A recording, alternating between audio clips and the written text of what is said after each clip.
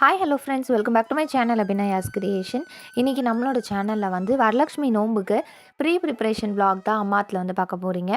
So இப்போ என்ன பண்ணுறோம் அப்படின்னா, நோம்புக்கு முன்னாடி நாள் 24th அன்னைக்கு மார்னிங் வந்து நோம்பு மண்டபம் முதல்ல ரெடி பண்ணிடலாம் அப்படின்னு சொல்லிட்டு அப்பா வந்து இதுக்கு மாவிளை தோரணம் வந்து கட்டுறாரு. இதில் வந்து நாங்கள் முன்னாடியே வந்து நோம்பு மண்டபம் வந்து க்ளீன் பண்ணி வச்சாச்சு.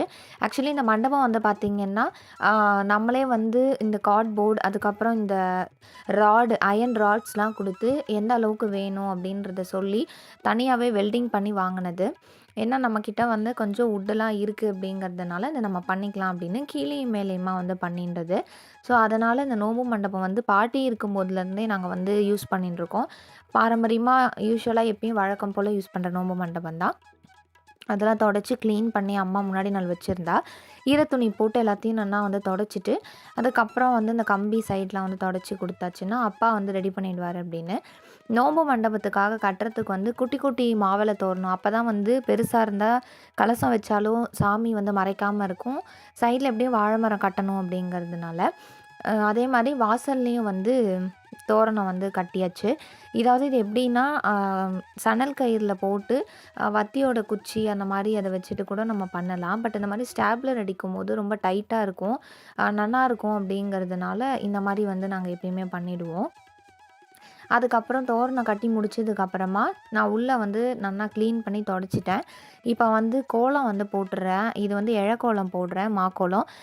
எப்பயுமே நம்ம வந்து எந்த ஒரு பண்டிகை விசேஷம் இருந்தாலுமே மாக்கோலம் வந்து இது மாதிரி அரிசி நல்லா ஊற வச்சு அரைச்சிட்டு அதில் வந்து கோலம் போடுறது வந்து ரொம்ப விசேஷம். நோம்பு மண்டபத்தில் வந்து இது முன்னாடியே போட்டோம்னா நெக்ஸ்ட்டு நம்ம அடுத்தடுத்து வேலை பண்ணுறதுக்குள்ளே இது நல்லா காஞ்சிருக்கும். நம்ம வந்து மேற்கொண்டு வாழைமரம் கட்டுறது அந்த மாதிரி என்ன டெக்கரேஷன்ஸ் பண்ணலான்னு இருக்கோமோ அதுக்கு நம்ம முன்னாடி கோலம் போடுறோம் அப்படின்னா அது உள்ளே நல்லா காயணும், இல்லைன்னா அது எங்கேயாவது ஈஷின்றதுனா கஷ்டம். ஸோ அதனால் அதை வந்து போட்டு ஃபேன் போட்டு விட்டோன்னா காஞ்சிடும். இன்னொன்று இதில் ஒரு முக்கியமான விஷயம் என்னென்னா, கோலம் வந்து போடும்போது இந்த மாக்கோலம் வந்து போட்டதுக்கப்புறம் காஞ்சி அழியாமல் இருக்கணும் அப்படின்னா அதில் வந்து நீங்கள் கொஞ்சமாக ஃபெவிகால், அதாவது ஒரு ஒரு அரை ஸ்பூன் அளவுக்கு ஃபெவிகால் வந்து நீங்கள் எடுத்துன்னு இருக்க மாவுக்கு தகுந்த அளவுக்கு மிக்ஸ் பண்ணிவிட்டு அதுக்கப்புறம் கோலம் போட்டோன்னா காஞ்சதுக்கப்புறமா டக்குன்னு கோலம் வந்து விடாது, நல்லா வந்து க்ரிப்பாக இருக்கும். டக்குன்னு கால் இல்லை ஏதாவது நம்ம தெரியாமல் தரையில் போடும்போது தெரியாமல் கால் பட்டாலோ, இல்லை நம்மளே போட்டுட்டு அதுக்கப்புறம் காஞ்சதுக்கப்புறம் கைப்பட்டாலோ வந்து கோலம் வந்து உதிர்ந்து நகர்ந்துடும் இல்லையா?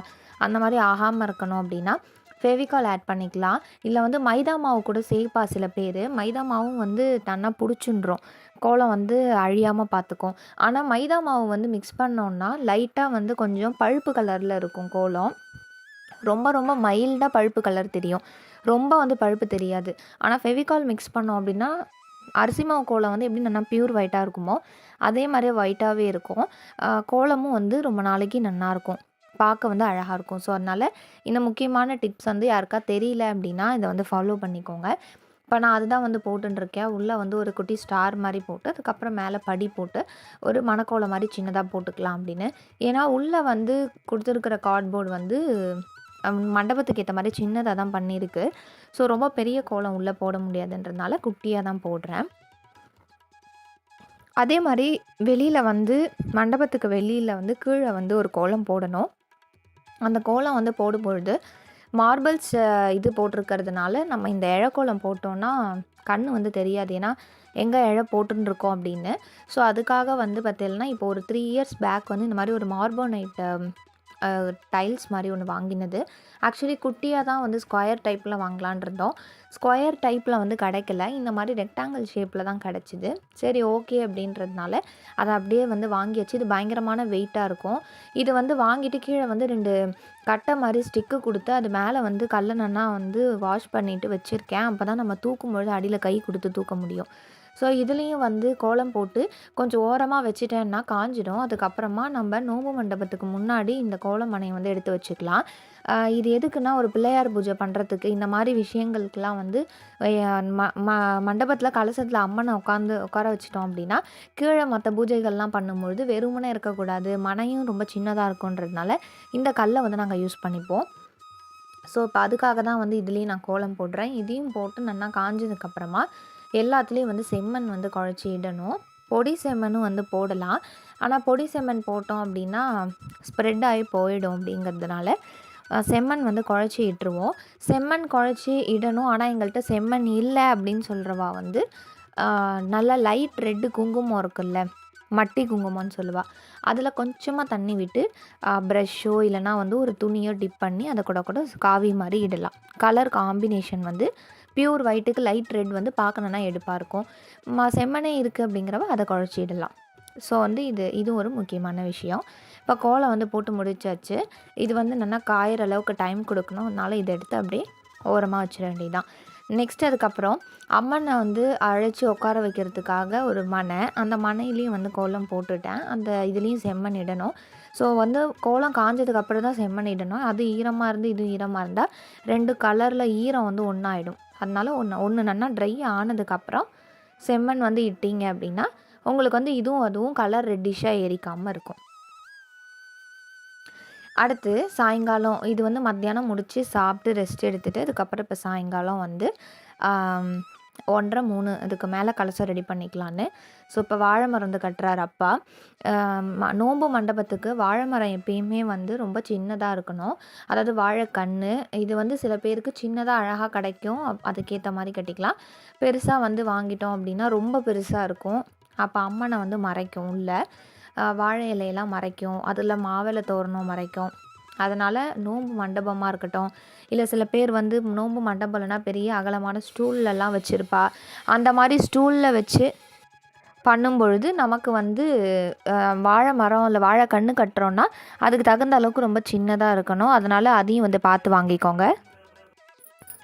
அதுக்கப்புறமா வந்து டெக்கரேஷனுக்கு வந்து எல்இடி லைட்ஸ் வந்து போடணும். லாஸ்ட் இயர் வந்து நிறைய எல்இடி லைட்ஸ் வந்து போட்டிருந்தது. பட் அது எல்லாமே ரொம்ப வருஷத்துக்கு முன்னாடி வாங்கினதுனால சரியான வந்து ப்ராப்பராக லைட்னிங் வந்து அது இதுவாக இல்லை. ஒரு சிலதில் எரியறது, ஒரு சிலதில் எரியல அப்படிங்கிறதுனால அது எல்லாமே கம்ப்ளீட்டாக ரிமூவ் பண்ணி டிஸ்போஸ் பண்ணியாச்சு. பண்ணி எல்லாம் க்ளீன் பண்ணிவிட்டு இந்த தடவை வந்து புதுசாக வந்து ஒரு 2 ரோல் வாங்கியிருக்கு. இது வந்து இப்போ வாழை மரத்தில் வந்து கொஞ்சம் மேலே கொஞ்சம் சைடில் அந்த மாதிரிலாம் வந்து கொஞ்சம் பிரித்து போட்டோம் அப்படின்னா நோன்பு மண்டபம் வந்து அழகாக இருக்கும். அதே மாதிரி நோன்பு மண்டபத்துக்கு உள்ளேயும் வந்து ஒரு சிஎஃப்எல் லைட் வந்து ஒன்று போட்டிருக்கு. ஏன்னா அம்மன் வந்து உள்ளே இருக்கிறது வந்து நமக்கு தெரியணும். நார்மலாக வெளியில் நம்ம டியூப் லைட்டு ஹாலில் டைனிங் ஹால் லைட்லலாம் நம்ம வந்து அம்மன் தெரியாது வெளியில் வந்து பார்க்குறவாளுக்கு. அதனால் உள்ளே பளிச்சுன்னு ஒரு நோன்பு மண்டபத்துக்குள்ளே ஒரு லைட் ஒன்று போடணும் இல்லையா? ஸோ அது வந்து சென்டராக போட்டோம் அப்படின்னா எப்படி கலசம் இடிக்குன்றதுனால இதுக்கு ஒரு லைட் கனெக்ஷன் வந்து அப்பாவே வந்து இதுக்கு ஒயர் போட்டு கரண்ட் கனெக்ஷன் வந்து போட்டிருக்காரு. ஸோ அது வந்து பார்த்தோன்னா அந்த உட்டன் இது வழியாக வந்து உள்ளே வந்து ஒரு ஹோல்டர் ஒன்று ப்ளேஸ் பண்ணி அதில் வந்து லைட் கனெக்ஷன் போட்டிருக்கு. இப்போ அதுக்கப்புறம் எல்லாம் முடிச்சுட்டு நெக்ஸ்ட்டு வந்து கலசம் வந்து ரெடி பண்ண போகிறோம். அதுக்கு வந்து நான் அம்மனுக்கு இந்த தடவை இந்த மாதிரி அம்மாவுக்கு வாங்கி கொடுத்துருக்கேன். என்னென்ன அப்படின்னா வந்து சுவாமிக்கு வந்து இந்த பொட்டு கட்டுவாள்ல அது, அதுக்கப்புறம் வந்து திலகம், கண்ணடக்கம் இது, அதுக்கப்புறம் வந்து குட்டியாக கிரீடம் வைக்கணும் அப்படின்னு அம்மாவுக்கு வந்து ரொம்ப நாள் ஆசை. சரி அதனாலே அங்கே எனக்கு திருவண்ணாமலையில் இந்த மாதிரி கிடைக்கிறது நிறையன்றதுனால நான் வாங்கி கொடுத்துருக்கேன். அதே மாதிரி குட்டி கிரீடம் ஒன்று அதையும் வந்து சும்மா வாங்கியிருக்கேன். எது நமக்கு செட் ஆகிறதோ கட்டிக்கலாம் அப்படின்னு. இப்போ நம்ம வந்து நோன்பு கலசம் ரெடி பண்ணுறதுக்கு ஒரு தாம்பாளம் வெறும் தரையில் சொம்பு வைக்கக்கூடாது. அதனால ஒரு தாம்பாளம் வந்து வச்சுட்டு அதில் வந்து நம்ம எந்த கலசம் பாரம்பரியமாக வழக்கமாக வச்சுட்டு வரோமோ அந்த கலசத்தை நல்லா சுத்தமாக தேய்ச்சிட்டு அதை நல்லா காஞ்சி தொடச்சதுக்கப்புறமா அதில் முதல்ல அரிசி நிரப்பிக்கணும். அரிசி வந்து 3/4 அளவுக்கு போட்டுட்டு இப்போ நோன்பு சொம்புக்குள்ளே வந்து மஞ்சள் கிழங்கு வைக்கணும். மஞ்சள் பொடி டப்பாவாக இருந்தாலும் சரி, கிழங்கு எப்படி இருந்தாலும் நீங்கள் எப்படி என்ன பண்ணுவீங்களோ அது பண்ணுங்கள்.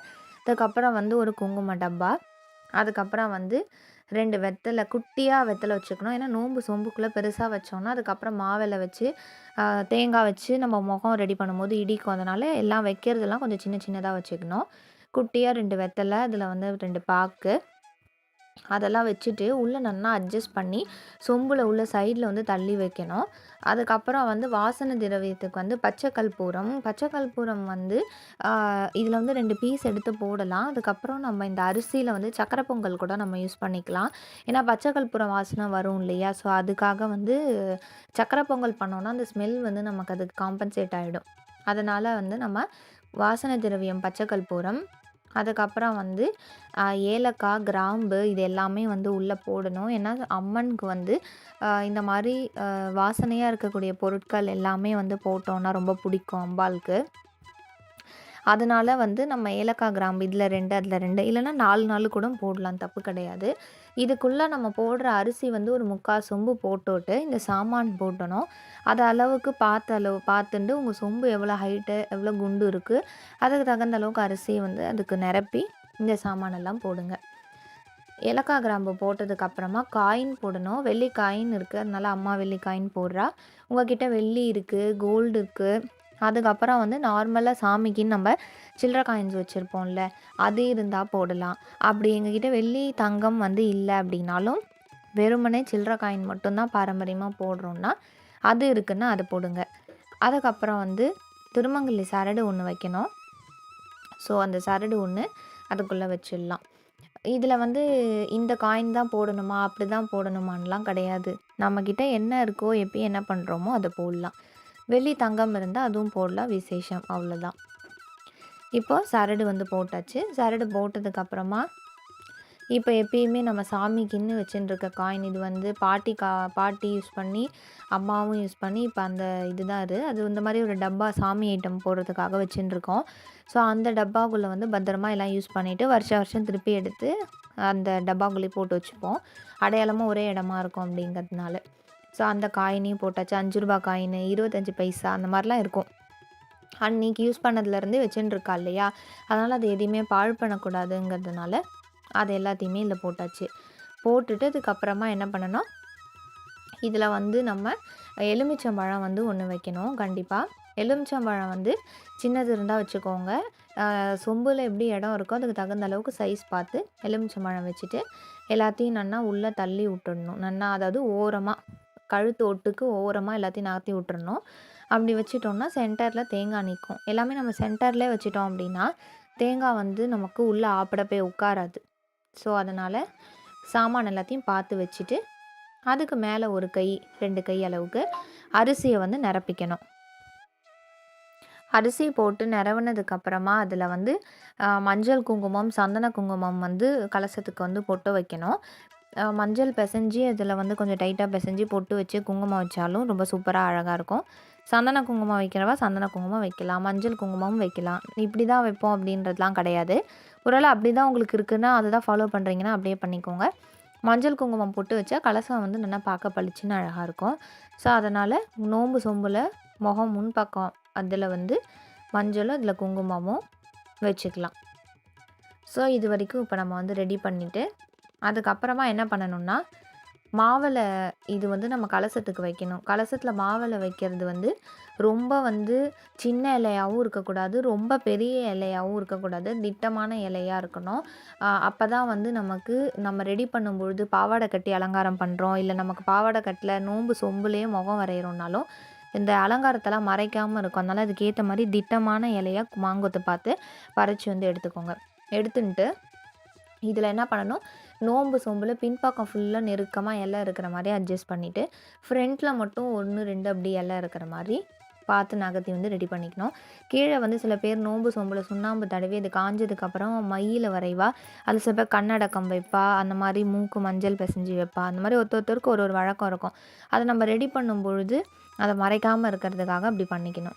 அதுக்கப்புறமா தேங்காய் வந்து எப்படி எடுத்துக்கணுன்னா நோம்பு சொம்புக்கு ஏற்ற மாதிரி நார் தேங்காவாக வாங்கிக்கணும். நார் தேங்காய் வந்து நல்லா ஹைட்டாக நோம்பு சொம்புக்கு உட்கார்ற மாதிரி நல்லா குண்டாகவும் அகலமாகவும் இருக்கணும். அதே மாதிரி நார் வந்து ரொம்ப கடிச்சுண்டு இருக்கக்கூடாது.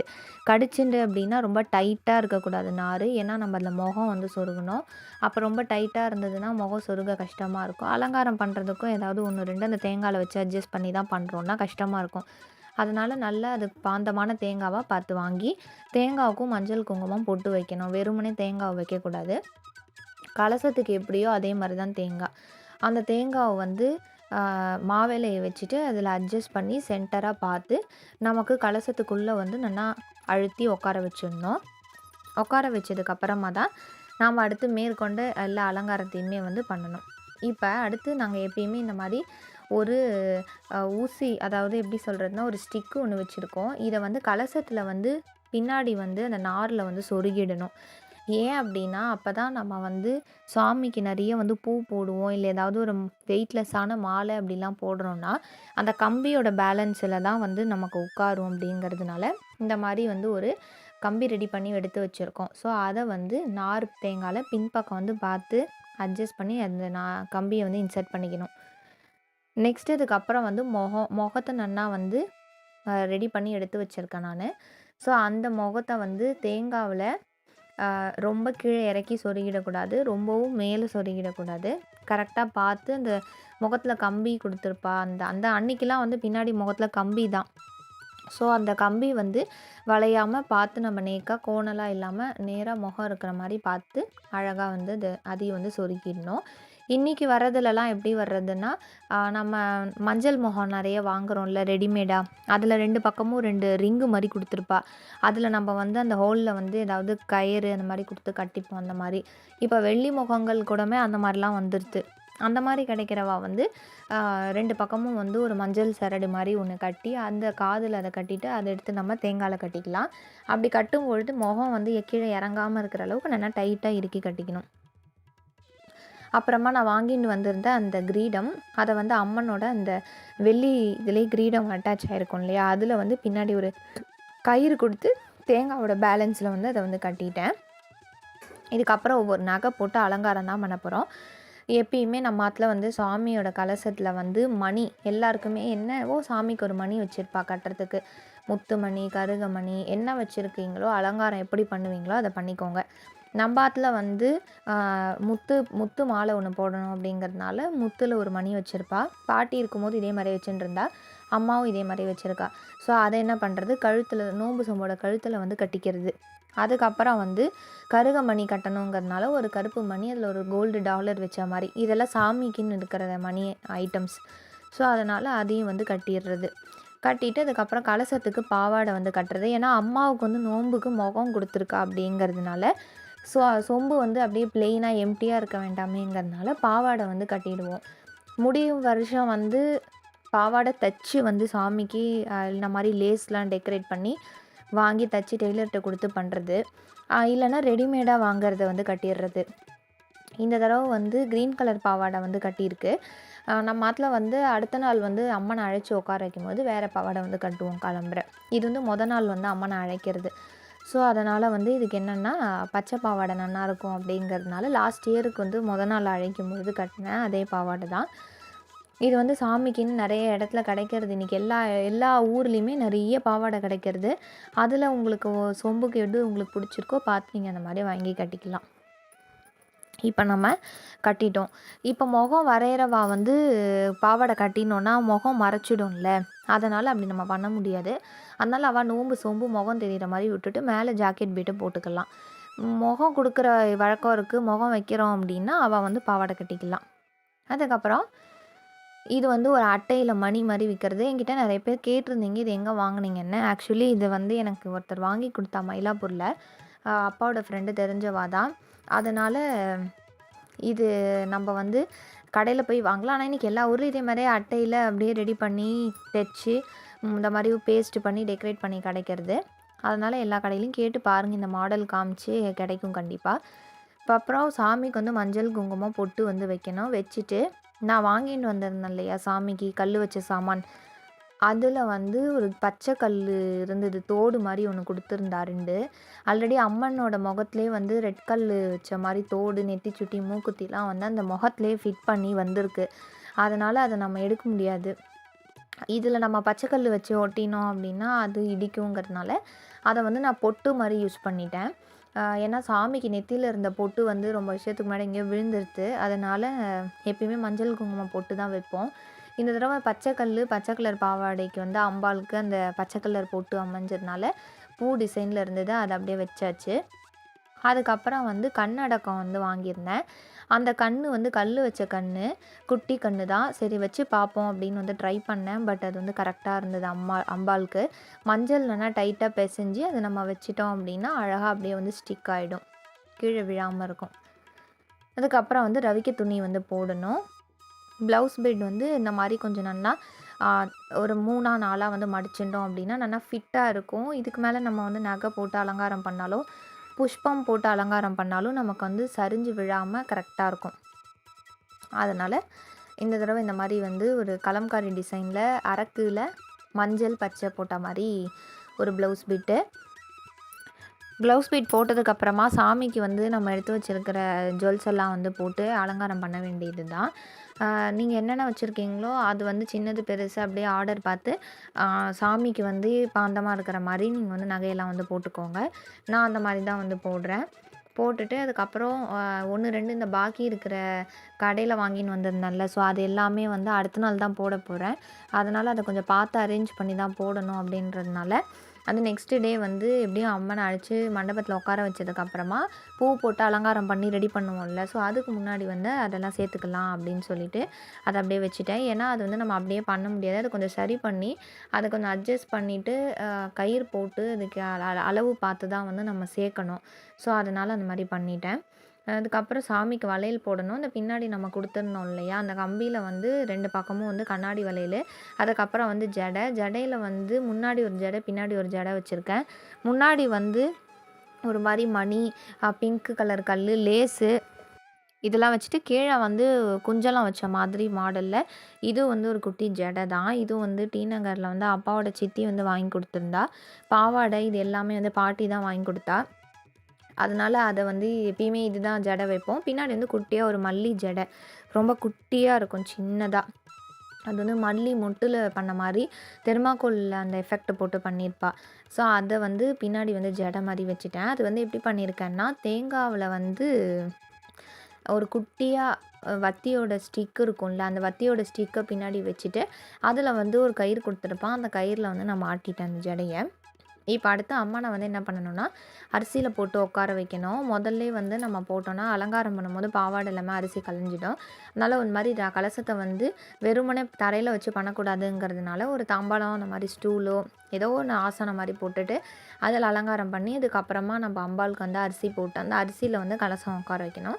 ஸோ அதனால் அந்த மாதிரி நான் அரிசியில் வந்து அம்மன் கலசம் உட்கார அளவுக்கு நல்லா தாராளமாக அரிசி வந்து இந்த தாம்பாளத்தில் போட்டுடணும். போடுறது வந்து நல்லா கும்பாட்சியாக வந்து நல்லா கோபுரமாக போட்டுக்கணும். அப்போ தான் கலசம் நல்லா அதில் ஆப்பட உட்காரும். ரொம்ப வந்து ஃப்ளாட்டாக அரிசி வந்து போட்டுறாதீங்க. இப்போ அம்பாவை வந்து ஹாலில் அழைச்சி உட்கார வைக்கிறது. பின்னாடி எப்பயுமே அந்த காலத்தில் வந்து என்ன பண்ணுவான்னா, படம் வரைஞ்சிருப்பா. வரலட்சுமி படம் பெயிண்டிங் பண்ணியிருப்பா. பழைய காலம் வீடு நிறைய ட்ரெடிஷ்னலான இடத்துல வந்து படம் தான் வரைஞ்சிருப்பா. இன்றைக்கி காலத்தில் படம்லாம் நம்ம வரைகிறதில்ல. வரையணும் அப்படின்னா நம்ம அதை கூட பண்ணலாம். இப்போ இந்த பின்னாடி இருக்கிற சாமி படம், வரலட்சுமி படம் ஒன்று வைக்கணும். மாதிரி ப்ளெயினாக விட்டுறக்கூடாதுங்கிறதுனால அம்மாவுக்கு பிறந்தாத்துல கல்யாணத்தப்போ கொடுத்த படம் அதை வந்து தொடச்சி போட்டு வச்சுட்டு பின்னாடி வச்சு மனைய பலகையில் வச்சுட்டு முன்னாடி அம்மனை உட்கார வைக்கிறதுக்கு மணப்பலகையில் அம்பாவை அழைச்சி உட்கார வச்சு அதுக்கப்புறம் வந்து விளக்கு ஏற்றிட்டு பொங்கல் வெண்பொங்கல் பால் வச்சு நைவேத்தியம் பண்ணுறது நம்ம அதில் வழக்கம். ஸோ அதனால் அதுதான் வந்து அம்மா பண்ணுறா.